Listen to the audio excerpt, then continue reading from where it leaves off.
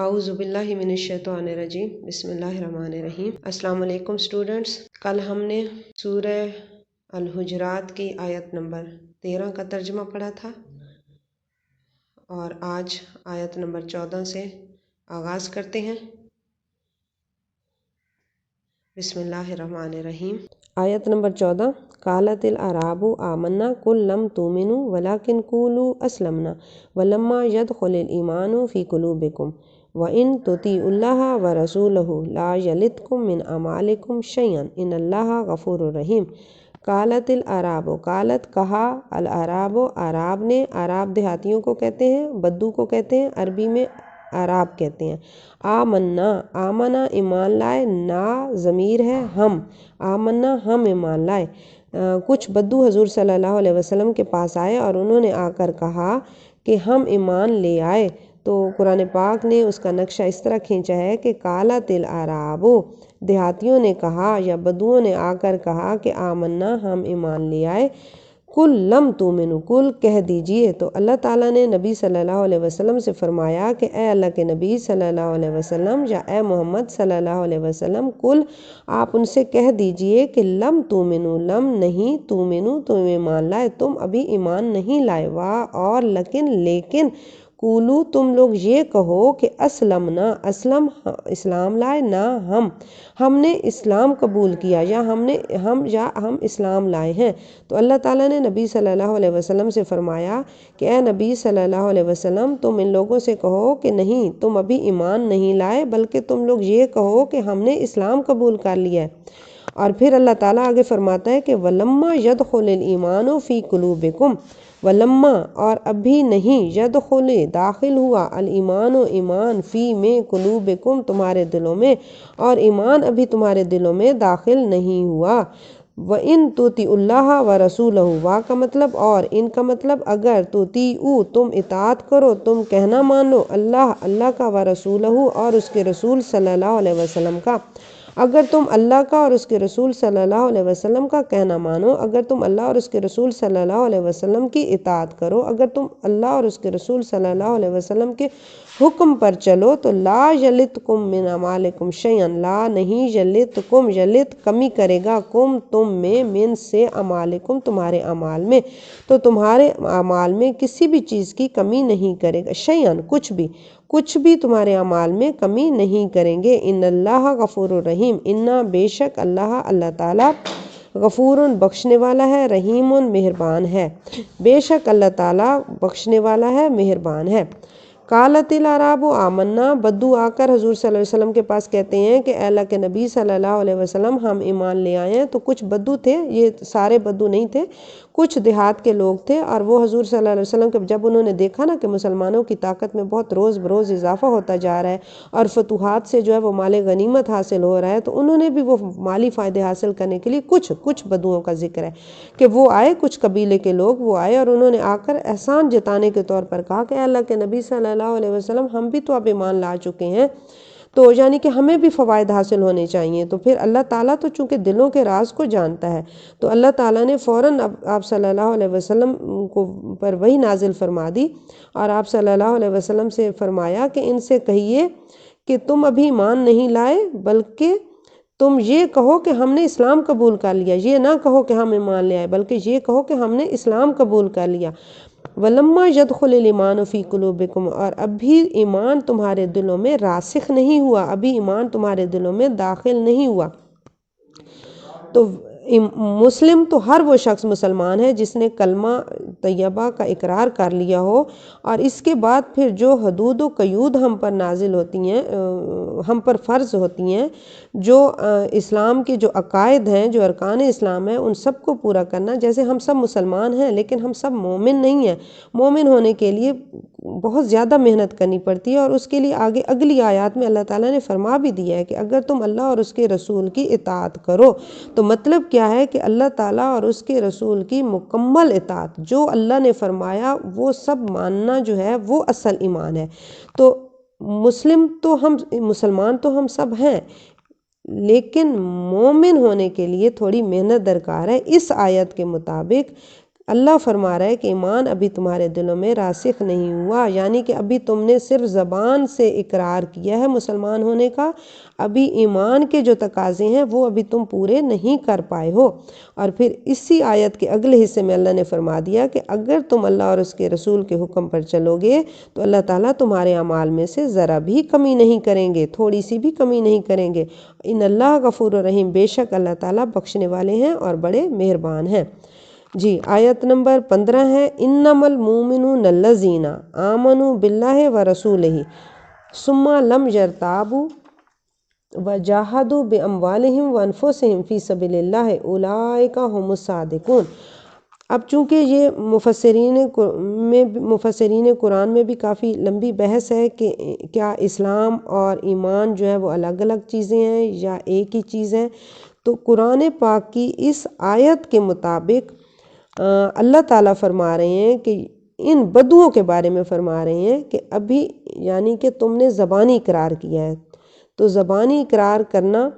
اور دل میں جب ایمان راسخ ہو جائے تو وہ شخص مومن کہلاتا ہے۔ یعنی ادھر تھوڑا سا فرق ہے کہ زبانی اقرار کرنا وہ مسلمان ہو جانا، اور جو قلبی تصدیق ہے وہ ایمان ہے۔ لیکن ایمان اور اسلام یہ ایک لمبی بحث ہے، ہم نے اس اگلی آیت سے ہی اللہ تعالیٰ نے اگلی ہی آیت میں اس کا جواب دے دیا ہے کہ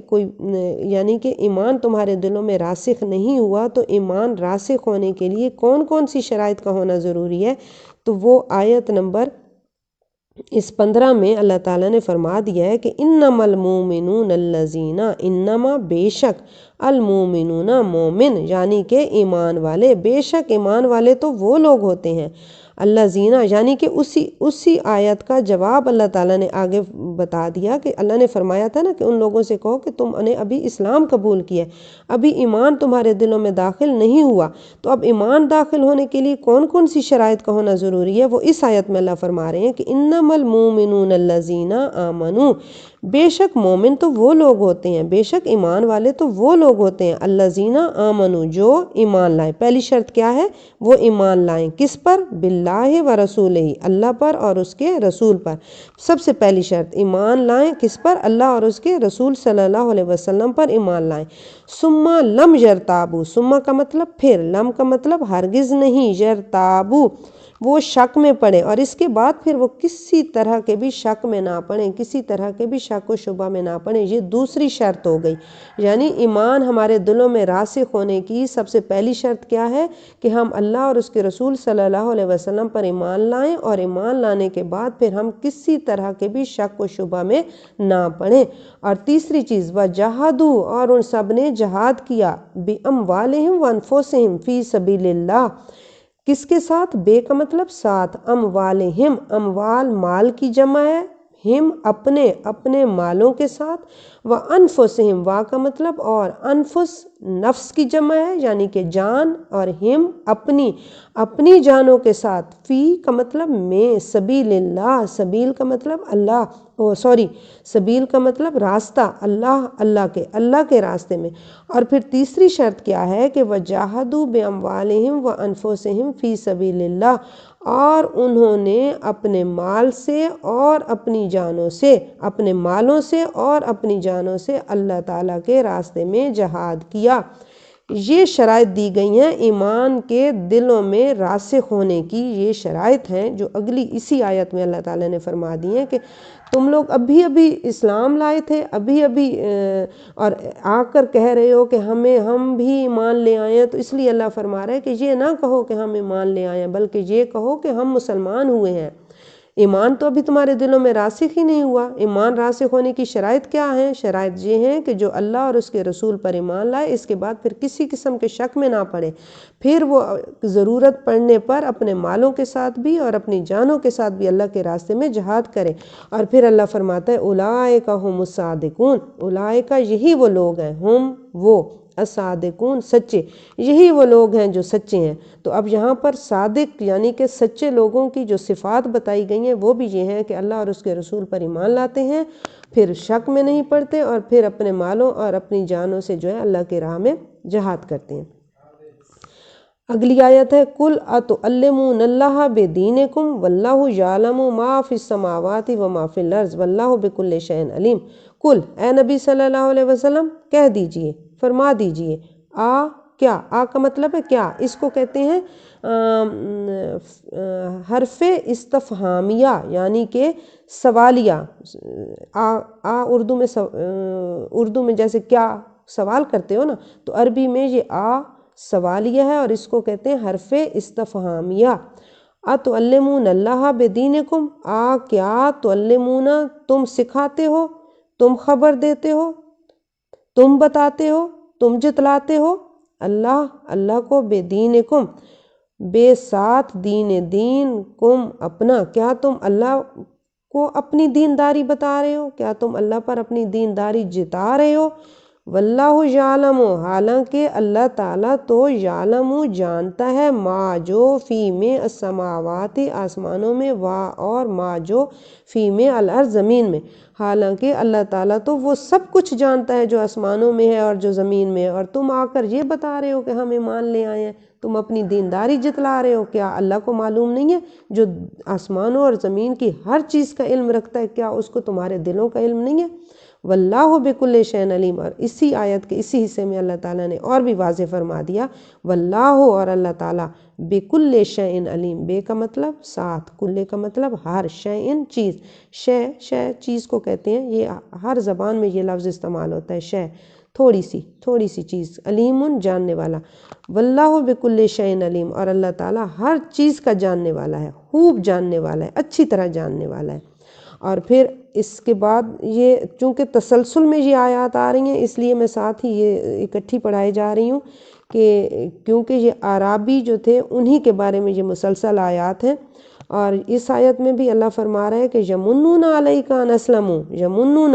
وہ احسان جتلا رہے ہیں، علیکا اللہ پر، کا آپ، علیکا آپ پر، یعنی کہ آپ صلی اللہ علیہ وسلم پر۔ آپ صلی اللہ علیہ وسلم کے پاس آ کر کہا تھا نا کہ